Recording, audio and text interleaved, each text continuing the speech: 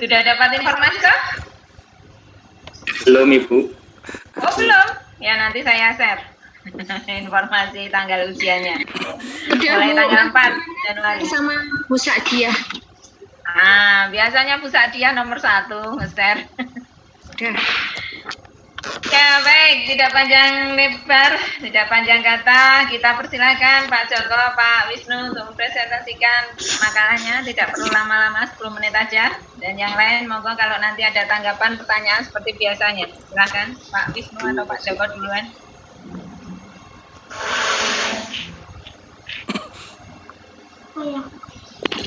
Cek, halo. Monggo Mas Wisnu duluan. Ya, bagus, Pak. Suara saya dengar, Bu? Penyiaran, bagus. Oh ya sudah. Jadi Bu, terima kasih sebelumnya. Assalamualaikum warahmatullahi wabarakatuh. Waalaikumsalam warahmatullahi Kami wabarakatuh. dari kelompok 10, Bu.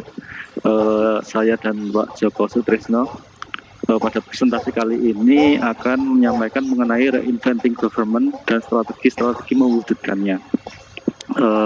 Next. Pertama adalah latar belakang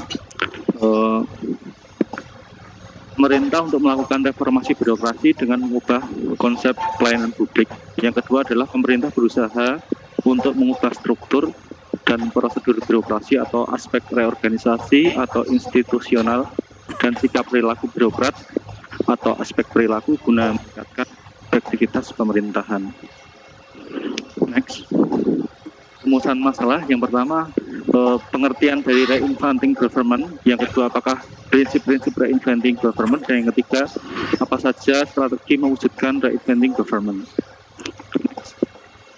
Tujuan penulisan yang pertama adalah mengetahui pengertian dari reinventing government itu sendiri.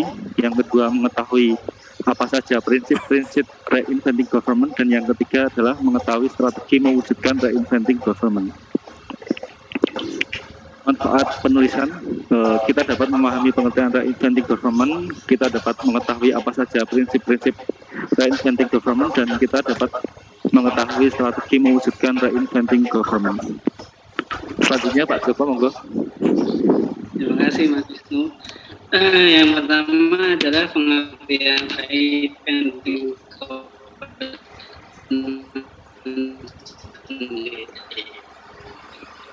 Kalau berdasarkan pengertian, Coba dekat mic-nya Pak Joko, suaranya nggak jelas. Peter Drucker menuturkan bahwa inovasi dan seorang inovator untuk mencapai kesuksesan bukan karena memandang adanya risiko dari tindakannya, tetapi kemampuannya.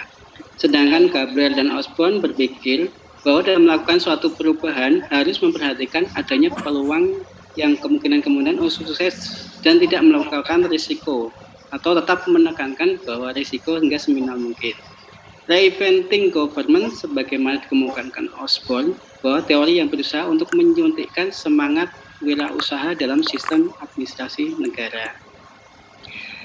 Prinsip-prinsip reinventing government, yang pertama adalah Catholic government.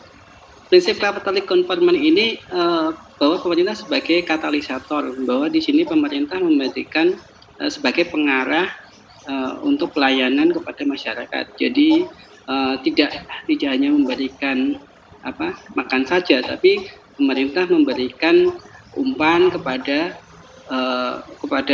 masyarakat bahwa di sini ada pelayanan. Yang kedua adalah community of government.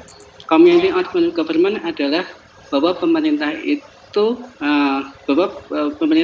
miliknya pemerintah, bahwa di situ pemerintah memberikan pelayanan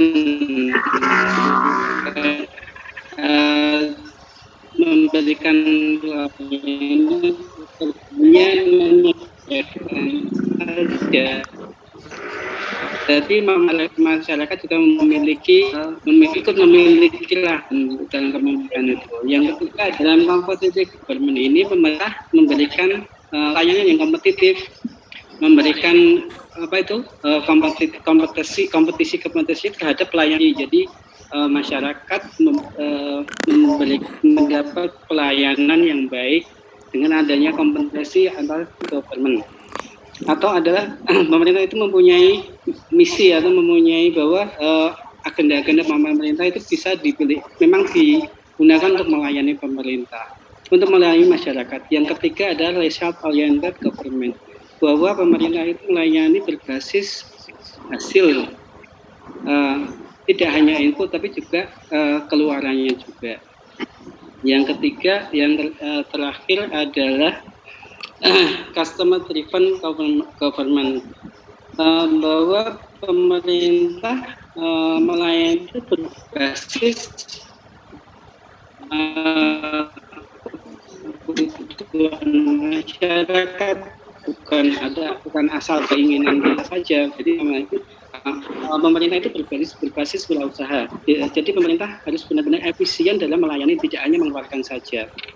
Yang kedelapan, anticipatory government, yaitu pemerintah memberikan bentuk pencegahan atau memberikan pelayanan-pelayanan yang memang untuk kebutuhan, bukan kemudian apabila ada masalah baru dilayani.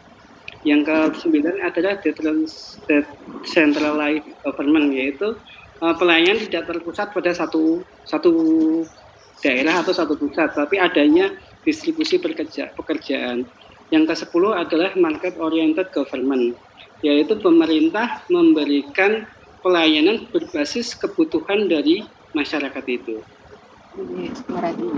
Yang terakhir adalah strategi mewujudkan reinventing government, yaitu strategi inti. Strategi inti ini memberikan bahwa pemerintah itu mempunyai visi dan misi dalam melayani. Jadi tidak asal melayani saja, tetapi memang pemerintah mempunyai misi dan visi sendiri.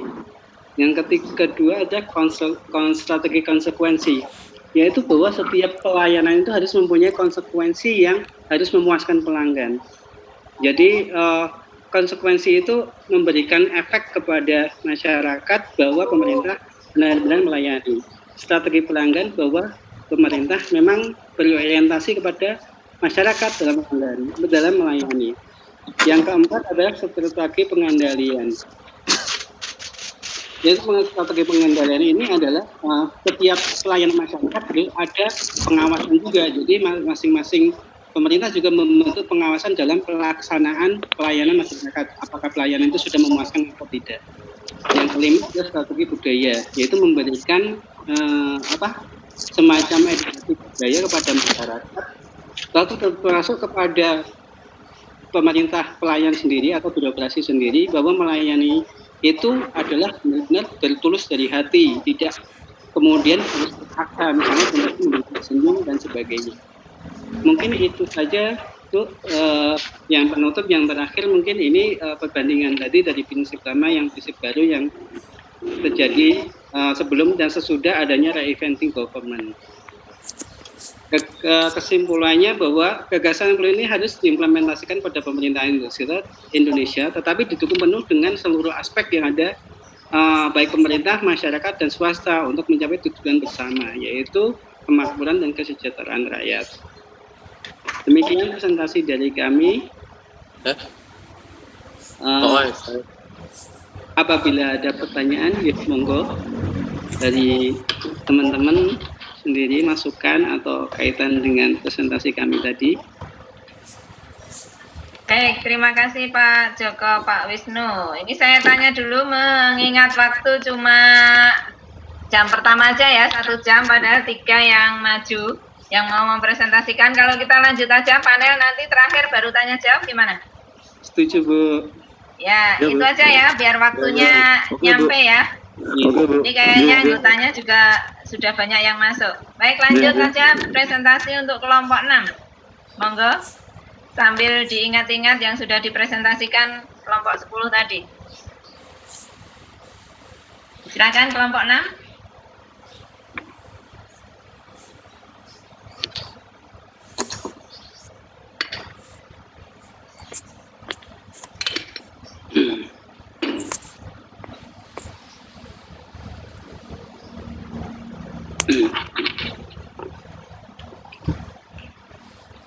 Monggo, siapa ya kelompok 6? Oh ya.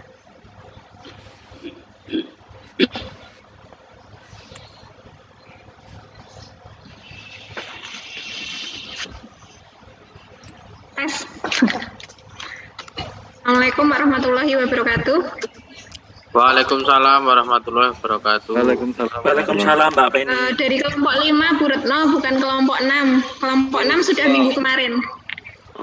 Oh ya, maaf. Monggo. Oke, dari kelompok 5 terdiri dari saya, Penny Suryani, kemudian ada Mas Alfian dan juga Mas Sigit. Sebenarnya materi yang akan kami sampaikan pada sore hari ini hampir mirip dengan apa yang tadi sudah disampaikan dengan kelompok punyanya Mas Wisnu dan Pak Joko. Langsung saja untuk rumusan masalahnya. Apa yang dimaksud dengan mewirausahakan birokrasi? Yang kedua adalah bagaimana mewirausahakan birokrasi pemerintah daerah di era good local governance atau otonomi daerah. Kemudian yang ketiga adalah apa prinsip dan strategi dalam mewirausahakan birokrasi pemerintah daerah di good local governance otonomi daerah. Kemudian untuk selanjutnya, yang mewirausahakan birokrasi. Menurut kaum menyatakan bahwa wirausaha adalah usaha untuk menciptakan nilai dengan peluang bisnis, pengelolaan atas pengambilan risiko peluang dan melalui komunikasi serta keterampilan melakukan mobilitas manusia dengan sumber-sumber yang dibutuhkan agar rencana dapat dilaksana dengan baik. Sedangkan menurut Muhammad tahun 2006 bahwa pemerintah wirausaha adalah pemerintah yang mampu menghadirkan kebijakan yang memiliki nilai strategis karena akan menghasilkan dividen untuk mendapatkan dukungan dan berorientasi pada warga negara. David Osborne dan Ted Gaber dalam bukunya Reinventing Governance mewirausahakan birokrasi, pemerintah dan seluruh jajarannya harus merubah orientasinya terhadap rakyat. Pemerintah harus mengarahkan bahwa perlu ada persaingan ke dalam pemberian layanan, pemerintah harus membiayai hasil, pemerintah harus berorientasi kepada pelanggan, dalam hal ini rakyat, bukan birokrasi. Kemudian, menurut Undang-Undang Nomor 9 Tahun 2015 tentang Pemerintah Daerah, otonomi daerah diartikan sebagai kewenangan daerah otonom untuk mengatur dan mengurus kepentingan masyarakat setempat menurut prakarsa sendiri berdasarkan aspirasi masyarakat sesuai dengan peraturan perundang-undangan. Tujuan dari adanya otonomi daerah tidak lain hanya untuk dapat mensejahterakan rakyat dengan menjadikan pelayanan terhadap masyarakat untuk lebih efektif dan efisien. Hal tersebut akan terwujud jika para birokrat bisa adaptif, responsif, dan proaktif terhadap perkembangan kehidupan masyarakat serta memiliki jiwa wirausaha. Kemudian upaya mewirausahakan birokrasi pemerintah daerah di samping untuk mewujudkan pemerintahan yang mandiri, juga untuk menunjang perubahan peran pemerintah dalam menghadapi perkembangan masyarakat yang semakin pesat di era globalisasi. Untuk prinsip-prinsip mewirausahakan birokrasi akan disampaikan oleh Mas Sigit. Halo Mas Sigit. Tes, apakah bisa diterima? Bisa. Prinsip-prinsip mewirausahakan birokrasi. Pada saat ini, di era otonomi daerah, di era globalisasi, di era good local governance, semangat wirausaha menjadi kebutuhan yang sangat diperlukan bagi setiap aparatur pemerintahan, dari lapisan yang paling bawah sampai di tingkat atas. Karena hampir setiap jenis organisasi berhubungan dengan kinerja yang inovatif dan produktif. 10 prinsip mewujudkan Reinventing Governance yang disampaikan oleh Osborne dan Gelbler. Menurut Osborne dan Gelbler, mengungkapkan bahwa prinsip-prinsip pemerintahan wirausaha ada 10. 1. Pemerintahan katalis, mengarah ketimbang mengayuh. 2. Pemerintahan milik masyarakat, memberi wewenang ketimbang melayani. 3. Pemerintahan yang kompetitif, menyuntikkan persaingan ke dalam pemberian pelayanan. 4. Pemerintahan yang digerakkan oleh misi, yaitu mengubah organisasi yang digerakkan oleh peraturan. 5. Pemerintahan berorientasi pada hasil. 6. Pemerintahan berorientasi pada pelanggan. 7.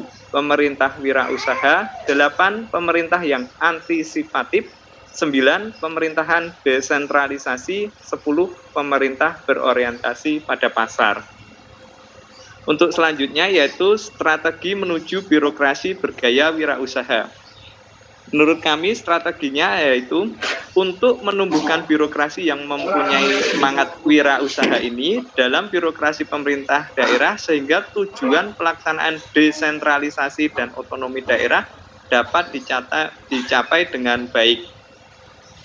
Osborne dan Plastrick dalam bukunya Reinventing Government, How the Entrepreneurial Spirit is Transforming the Public Sector mengemukakan ada 5 strategi, yaitu strategi inti atau the core strategi, 2 strategi konsekuensi atau the consequence strategy, 3 strategi pelanggan, the customer strategy, 4 strategi pengendalian, the control strategy, 5 strategi budaya atau the culture strategy. Mirip seperti yang disampaikan tadi oleh kelompok sebelumnya. Untuk kesimpulan, mungkin bisa rekan kami, Mas Alfian, bisa masuk? Baik Mas, bisa saya lanjutkan ya untuk kesimpulan. Jadi untuk kesimpulan yang pertama, mewirausahakan birokrasi merupakan proses bagaimana menata dan mengolah birokrasi yang semula kaku menjadi birokrasi yang profesional, inovatif dan tidak menyeleweng. Kemudian birokrasi yang mempunyai jiwa entrepreneur sejalan dengan 10 prinsip tersebut. Maka tujuan dari inti dari adanya otonomi daerah dengan birokrasi yang berjiwa entrepreneur akan tercapai sesuai dengan harapan masyarakat. Diperlukan entrepreneur birokrasi yang bermakna dalam pencarian format birokrasi yang mempunyai kemampuan untuk memperbarui secara mandiri dan mempunyai mentalitas wirausaha.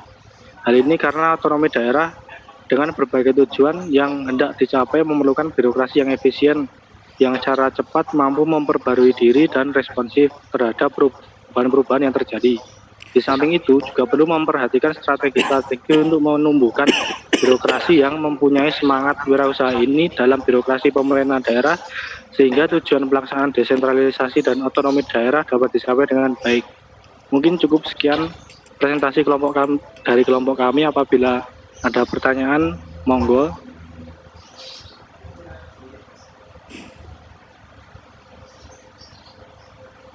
Baik, terima kasih kelompok 5. Lanjut kelompok 8.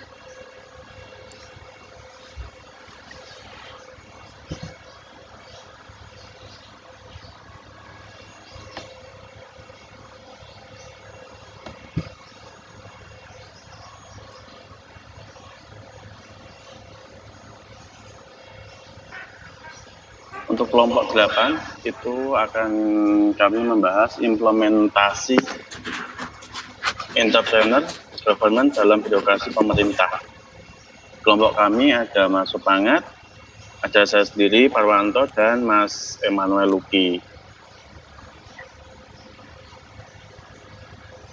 Pertama, gerakan reformasi yang digulirkan mahasiswa dengan jatuhnya rezim Soeharto bertujuan untuk menata ulang kehidupan berbangsa dan bernegara. Gerakan reformasi diharapkan menjadi jalan bagi penyelesaian masalah bangsa yang dihadapi dan menjadi harapan bagi masyarakat sebagai momentum untuk menemukan cara baru dalam mendesain jalannya roda pemerintahan, baik yang menyangkut dimensi kehidupan politik, sosial, ekonomi maupun yang kultural. Gerakan reformasi menuntut adanya perubahan kultur dan paradigma penyelenggaraan terutama birokrasinya. Hal ini merupakan kebutuhan mendesak untuk segera dilakukan mengingat birokrasi pemerintahan mempunyai kontribusi yang besar terhadap terjadinya krisis multidimensional yang terjadi selama ini.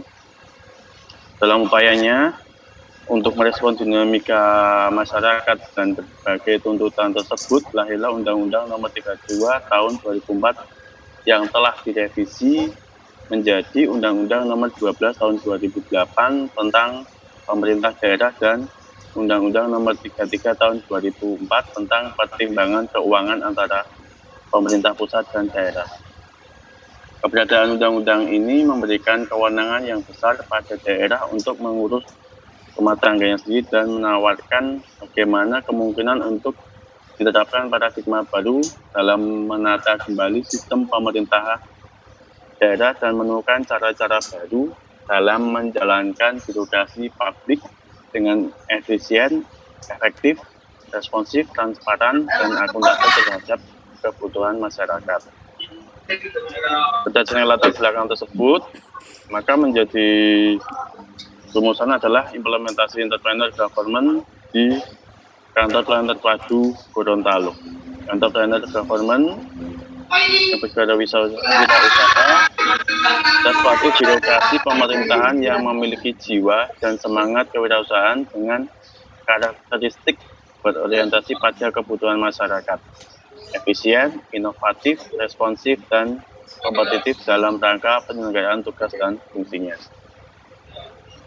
Entrepreneur government yang berorientasi pada masyarakat dapat diukur dengan menggunakan indikator, yaitu ada tidaknya mekanisme mendengarkan suara dan keluhan masyarakat seperti customer care, yang kedua kebebasan masyarakat dalam memilih penyedia jasa di bidang sosial, dan ada tidaknya peningkatan kualitas pelayanan yang dilakukan pemerintah tersebut.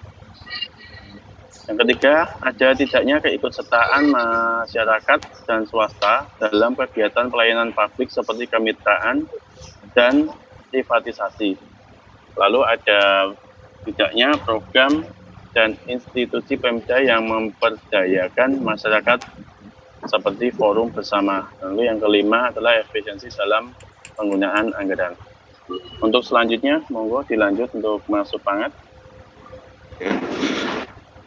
Pemahaman pejabat tentang government di kantor pelayanan terpadu Kabupaten Gorontalo. Aspek customer oriented, masih banyak aparat birokrasi yang belum mengerti tentang apa itu instrument government ditinjau dari aspek customer oriented untuk adanya citizen center. Dari ungkapan tersebut dapat diartikan bahwa masih ada keraguan dan ketika mengerti dari pegawai tentang citizen center itu sesungguhnya. Aspek efisiensi anggaran dari data dan keterangan bahwa sebagian besar pejabat sudah mengetahui sedikit banyak mengenai anggaran yang berbasis kinerja. Aspek inovasi dan kreativitas, ide perlunya setiap pemerintah daerah mempunyai rencana strategis dalam perencanaan pembangunannya, menggantikan model repelita gaya Orde Baru mulai dilaksanakan sejak berlakunya otonomi daerah. Terus aspek kompetitif dalam penyelenggaraan pelayanan, kompetitif dan daya saing, itulah ungkapan yang sering kita dengar. Memang saat ini hal itu tak dapat ditawar-tawar lagi. Jika kita tidak kompetitif, kita akan ketinggalan. Ya, Mas Luki, enggak? Sektor yang menjelaskan entrepreneur government dalam persepsi pejabat birokrasi. Aspek pengetahuan dan sikap terhadap entrepreneur government, aspek kompetisi, aspek sosialisasi dari prinsip entrepreneur government, aspek budaya. Lanjut.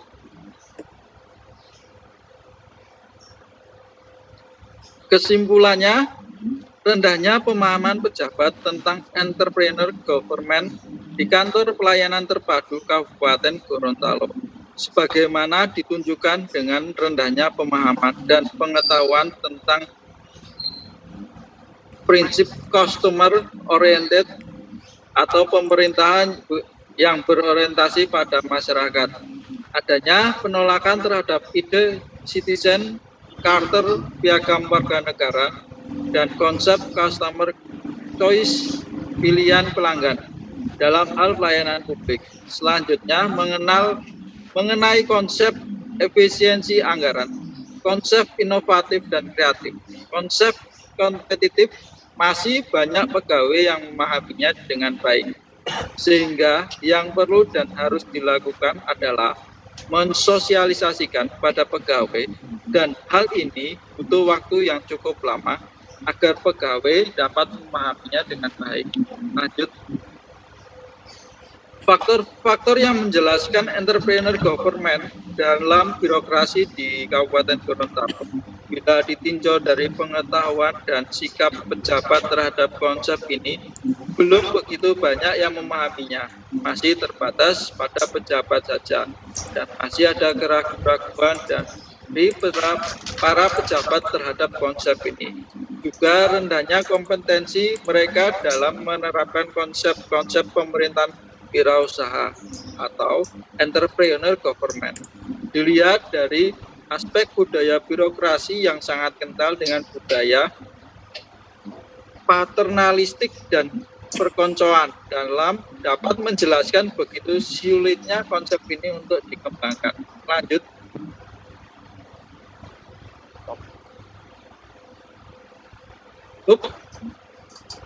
Mas Parwanto. Sudah Mas, ditutup. Oke, begitu dari presentasi dari Regu 8. Tentunya terima kasih, semoga bermanfaat.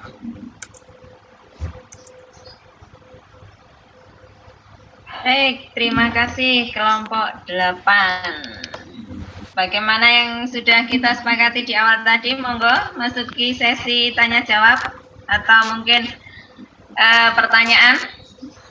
Mumpung masih ada beberapa menit, nanti keluar masuk lagi ya. Kita selesaikan jamnya. Silakan, ada? Monggo. Boleh Bu, sedikit. Ya, monggo Pak Hartono. Itu juga yang untuk kelompok berapa yang jelas ya Pak ya? Aduh, aku kelompok piro ya? 3 Bu ya. Ya Pak, siapa ada? Anggotanya saja.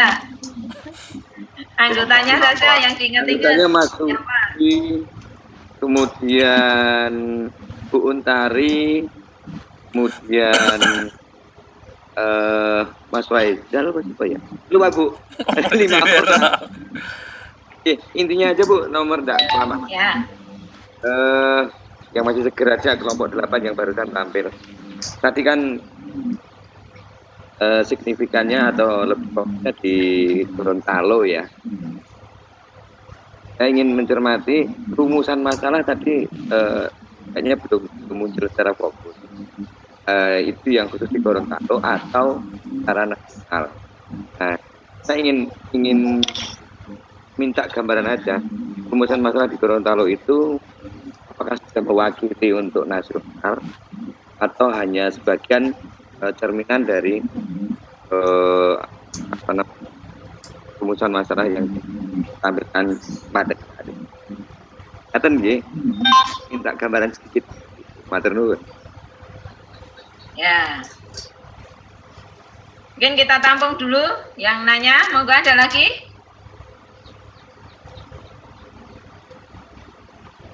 Boleh Pak Joko kalau nanya kelompok yang lain, Pak Wisnu?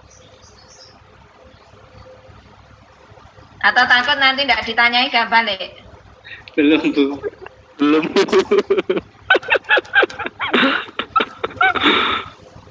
Pak Sigit mau nanya kelompok 10? Belum juga. Yang tidak presentasi hari ini ada Mbak Putri, Bu Ita, Mbak Fitriana. Ya Mbak Fitriana, mumpung sendirian, nggak terganggu. Nggih, Bu. Mau tanya itu, Bu, mohon dijelaskan terkait tadi lebih faktor-faktor yang menjelaskan tentang reinventing government. Nggih, itu saja, Bu. Oke, strateginya ya? Strategi pencapaiannya toh? Nggih. Nah, tadi soalnya di dua kelompok bicara itu, kelompok 10, kelompok 5, itu ada strategi. Bisa dijelaskan lebih lanjut? Monggo nanti gantian. Oke, satu lagi. 2 menit lagi Bu, monggo siapa yang mau tanya Bu, monggo silakan. Ya, satu lagi, ayo cepat. Nanti terakhir saya di Zoom berikutnya. Ayo. Oh, Pak Guru, mau nanya yuk. Saya enggak tanya dulu Bu, enggak apa-apa ya. Oh ya, Pak. Oh, Bu Saryanti nih. Ayo, dibuka aja. Bu Saryanti Iya, terima habis kasih. dari Bengkulu itu Bu. Oh saya ya. posisi di Bengkulu. Oh ya, ya. Oleh-olehnya Bu, ayo. Gendang tanya Ya. oleh-olehnya. Ya, besok ya. Ini Bu yang saya tanyakan dari kelompoknya Mbak Penny tadi ya. Itu ada kaitannya yang pemerintah berorientasi pada visi, misi, dan sebagainya. Itu menurut saya itu belum ada penjelasannya. Jadi cuman garis besarnya saja. Demikian, terima kasih Bu. Oke, sami-sami. Jadi dijelaskan ya nanti kelompoknya Ya. Bu Penny. Ya. Baik, mungkin kita keluar dulu ya Pak Guru ya. Ya Bu. Nanti masuk lagi ya. Ya, Dengan boleh, nggak ID apa-apa. dan password yang sama. Nggih. Berapa menit ini Mas Guru keluarnya? 1 menit lagi Bu. Oh ya, terima kasih. Nggih. Saya tak live duluan, silakan nek mau pada ngobrol sama temennya. Saya ya tak live dulu Bu. Metu sak menit tok.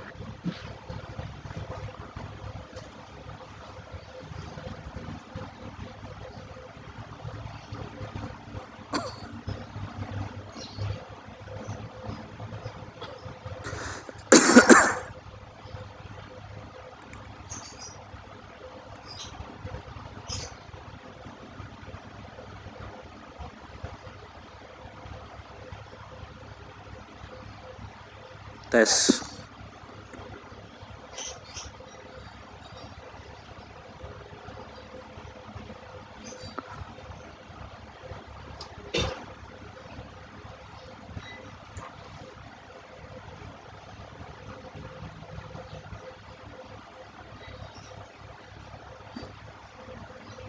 Sepi Mas.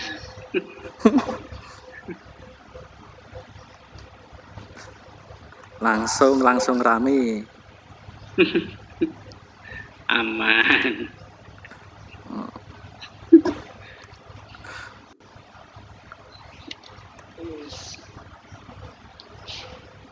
Halo Mbak Fitriana.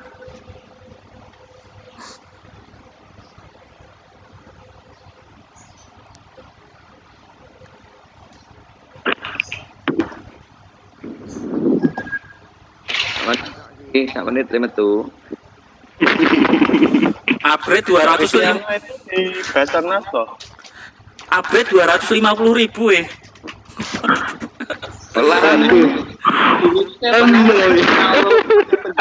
Gratis Mas.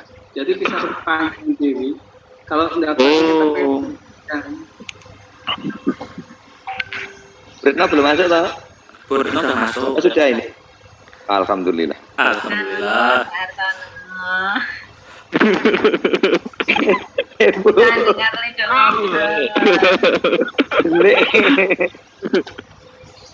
Mesti ngejak rasane Bu Retno. Itu Pak Hartono minta bimbingan skripsi Bu sama Bu Retno Bu besok Bu. Itu udah request Bu.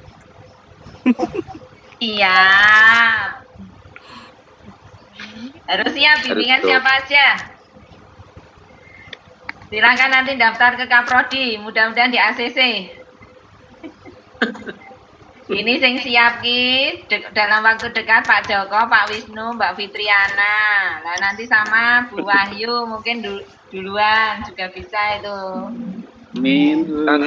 Kabupaten Gunung Monggo yang lain di mute dulu. pengetahuan dan sikap pejabat terhadap konsep ini belum begitu banyak yang memahami, masih terbatas pada pejabat saja dan masih ada keraguan-keraguan dari pejabat terhadap konsep ini. Juga rendah kompetensi mereka dalam menerapkan konsep pemerintahan wirausaha, dilihat dari aspek budaya birokrasi yang sangat kental dengan budaya paternalistik dan perkontrolan dapat menjelaskan begitu sulitnya konsep itu untuk dikembangkan di Gorontalo. Saya menanggapinya ini hanya untuk wilayah Gorontalo aja dulu, bukan untuk nasional. Itu aja.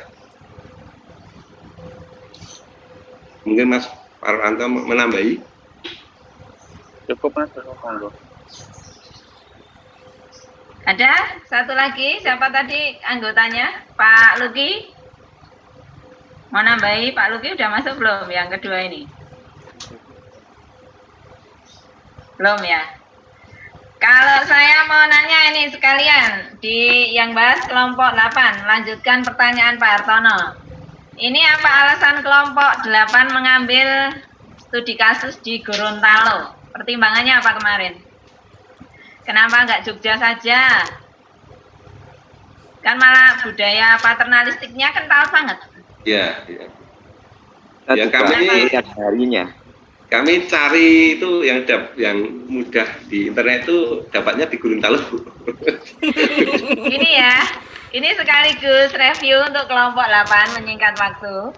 Siap, Ini Bu. tugas dari tugas dari saya itu hanya baru sebatas paper makalah loh ya, belum studi penelitian. Nah, ini kalau kita dengarkan, kita lihat PPT-nya tadi, seolah-olah kelompok 8 itu sudah penelitian di Gorontalo. Nah, kalau belum, ini konsekuensinya takutnya itu kelompok 8 itu nanti plagiat laporan orang, Pak. Nah, itu tidak boleh. Ya. Jadi, bedanya studi penelitian dengan makalah atau paper itu adalah kalau makalah paper itu seperti punya teman-temannya, pertanggungjawaban teoritis dulu aja Pak. Sehingga tadi ada pertanyaan Pak Hartono, apakah konsekuensi ini bisa untuk skala nasional ataukah cukup Gorontalo? Lah kalau makalah paper bisa kita pakai untuk skala nasional, tidak masalah. Karena kita pertanggungjawabannya baru sebatas teoritis. Ya, itu kayak kelompoknya Pak Guru itu bikin tema yang sebetulnya bombastis, reformasi birokrasi sudah era kekinian, tapi berhubung masih paper, ya tidak masalah karena masih sebatas pertanggungjawaban teoritis. Kita berdebat teoritis, belum langsung ke prakteknya. Nah, kalau kelompok 8 ini kan seolah-olah sudah penelitian, sudah menerapkan teori itu, studi kasus di Gorontalo. Nah, kalau itu benar, dan itu yang dilaporkan kelompok 8, harapan saya adalah itu memang yang melakukan penelitian, studi itu memang kelompok 8 benar. Tapi kalau itu hanya ngambil dari internet, laporan orang, lah saya takutnya ini ya, maaf sekali lagi, itu nanti bisa dicap plagiat ya. Nah itu tidak boleh, besok lagi jangan ya. Tidak boleh seperti itu. Ya, itu dan ini juga yang sebetulnya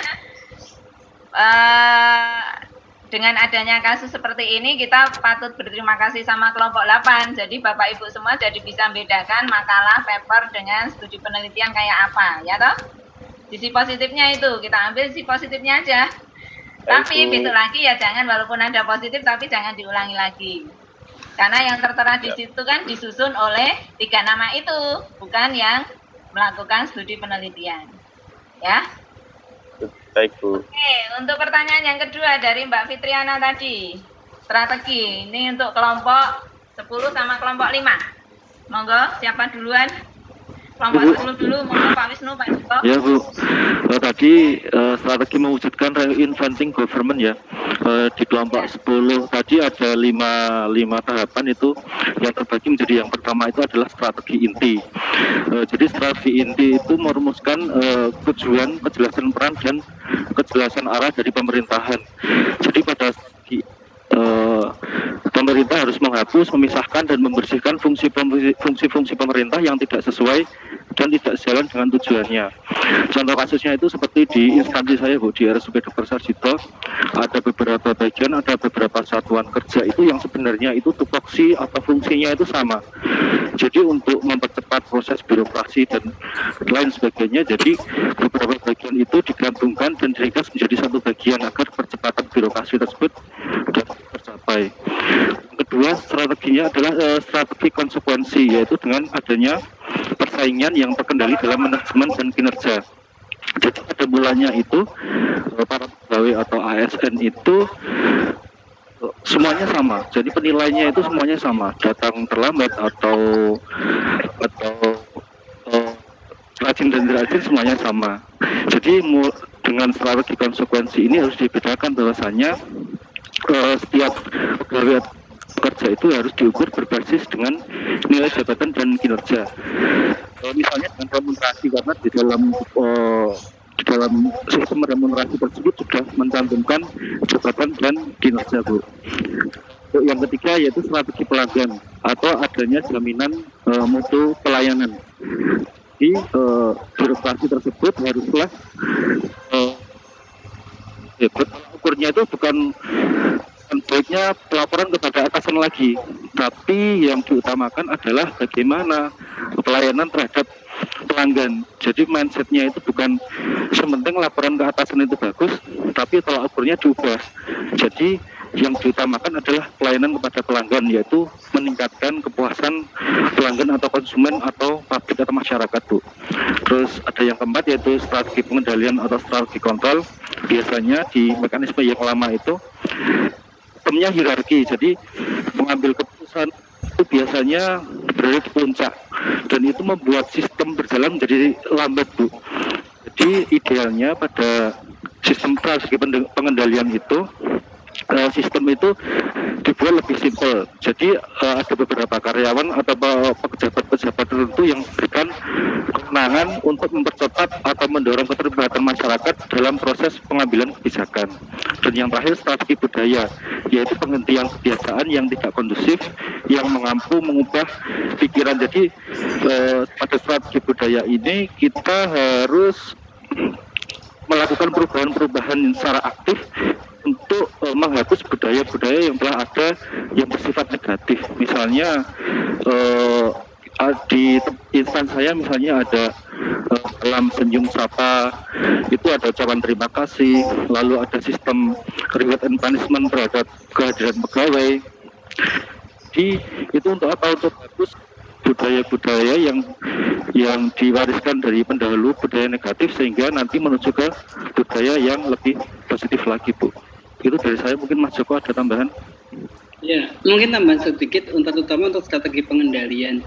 Seperti sudah disampaikan sama Mas Wisnu tadi kaitan dengan strategi pengendalian, bahwa kita juga harus untuk memotong jadwal kendali dari yang panjang. Selain itu juga diperlukan pengawasan, yaitu pengawasan. Jadi apa yang dilakukan, apa yang dilayani atau dilakukan oleh birokrasi benar-benar juga diawasi pelaksanaannya.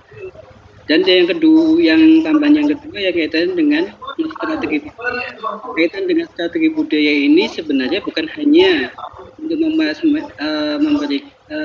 untuk menghilangkan budaya negatif, tetapi juga menumbuhkan sisi-sisi budaya positif. Salah satunya ya dengan dengan mempunyai role model atau model yang bisa menjadi panutan bagi birokrasi, baik birokrasi itu maupun masyarakat, bahwa sebenarnya pelayanan yang dilakukan itu memang sesuai yang dikehendaki, dan role model ini benar-benar menjadi contoh dalam pelaksanaan pelayanan yang dilakukan oleh birokrasi. Itu aja tambahan dari saya juga. Terima kasih. Baik, terima kasih untuk kelompok 10. Kelompok 5. Monggo Bu Penny. Dan kawan-kawan ya.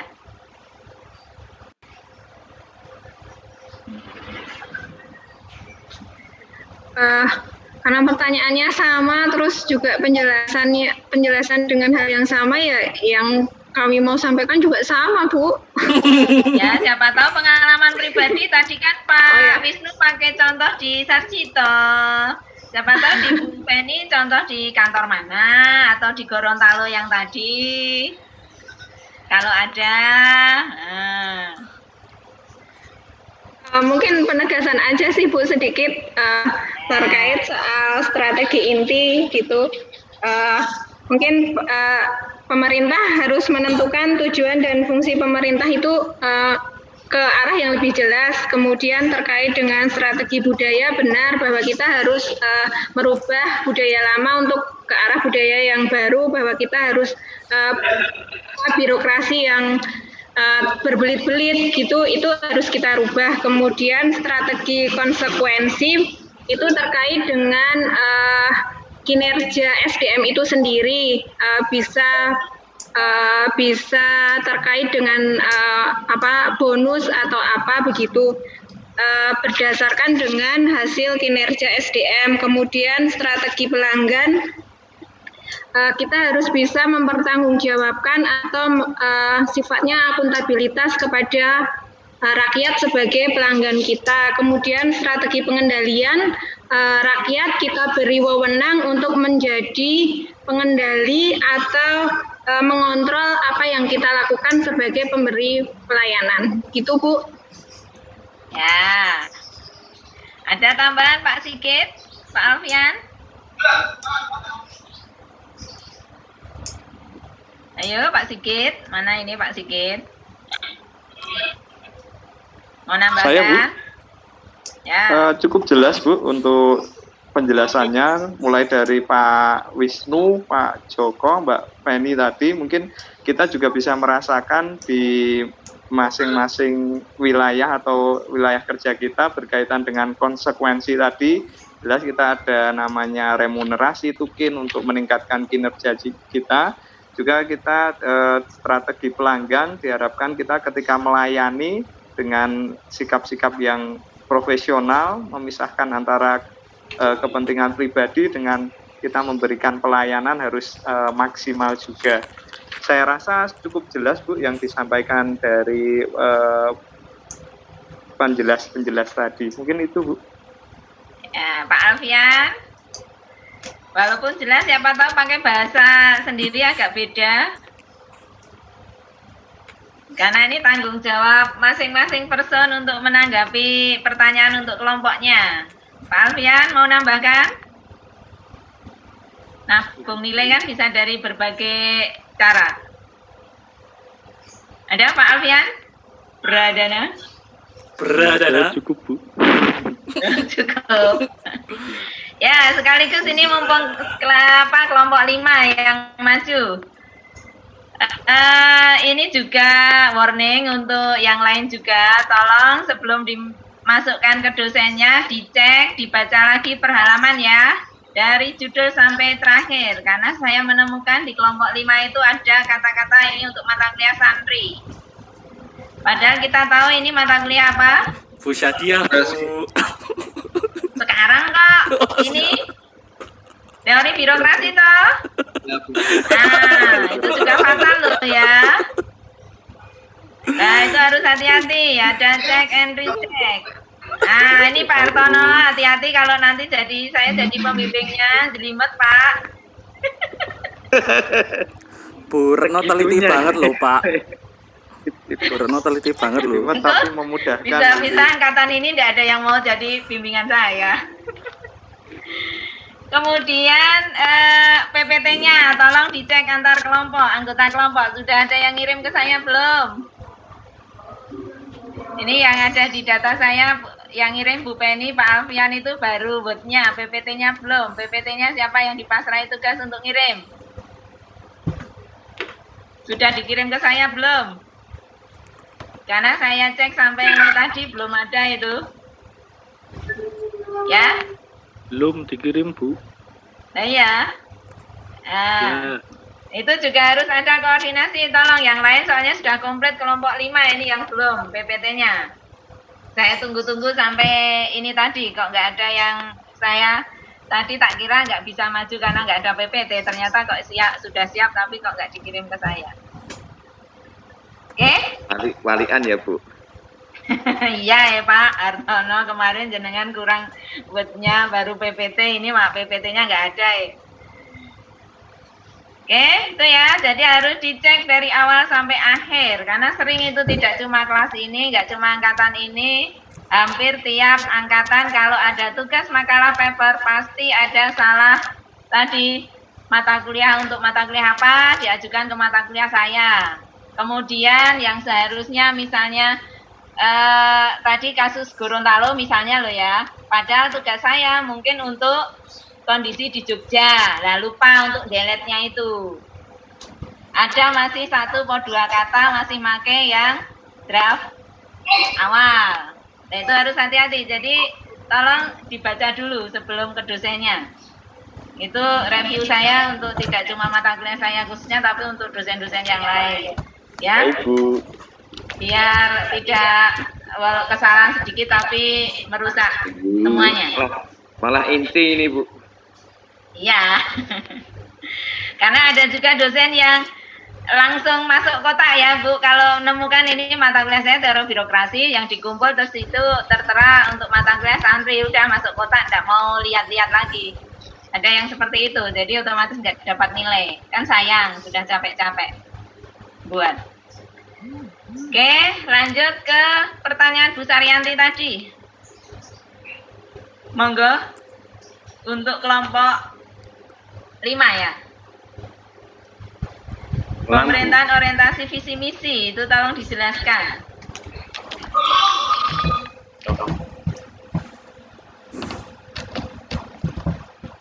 Ya Bu Saryanti, tadi untuk kelompok 5 ya Bu Saryanti ya.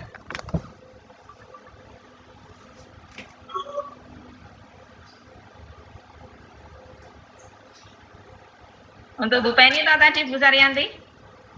Iya, Mas. Oh ya. Monggo kelompok 5.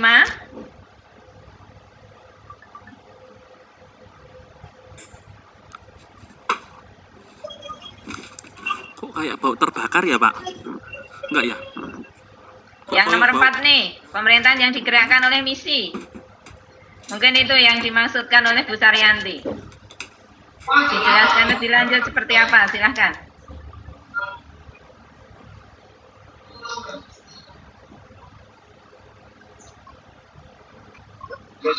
Ya Pak.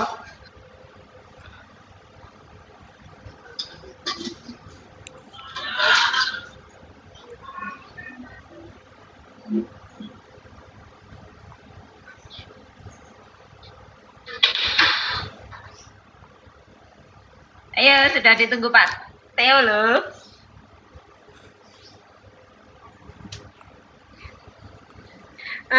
Khusus untuk yang nomor 4 tadi, pemerintahan yang digerakkan oleh misi, mengubah organisasi yang digerakkan oleh peraturan. Pemerintah berorientasi pada misi lebih berdasarkan pada pencapaian misi, bukan terkait dengan kepatuhan pada aturan-aturan.